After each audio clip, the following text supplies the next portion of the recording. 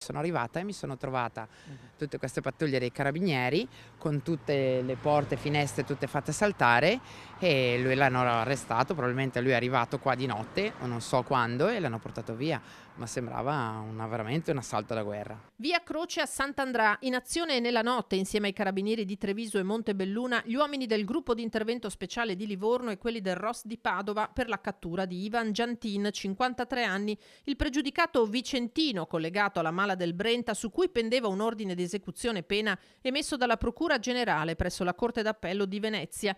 Giantin deve espiare una condanna definitiva a 3 anni e 6 mesi di reclusione per associazione a delinquere finalizzata alle estorsioni e alle rapine commesse tra il 2018 e il 2021 nelle province di Venezia, Verona e Padova.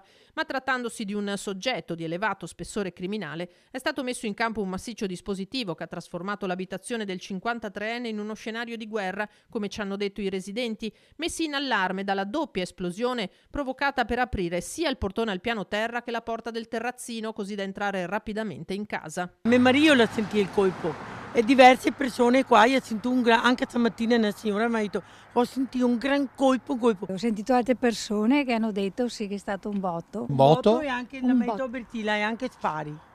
Però Però l'autoambulanza e i carabinieri. Nessuno sparo è stato in realtà esploso. I militari del nucleo operativo e radiomobile della compagnia di Montebelluna e del reparto operativo del comando provinciale, supportati nel blitz dalle squadre speciali, hanno trovato il 53enne a letto. Lo scorso ottobre era sfuggito a un primo tentativo di cattura nella sua abitazione di Rubano, nel Padovano, scappando dalla finestra e rendendosi poi irreperibile. Gli investigatori sapevano che aveva trovato rifugio nel suo ex domicilio di Povegliano, dove è stato alla fine localizzato e arrestato.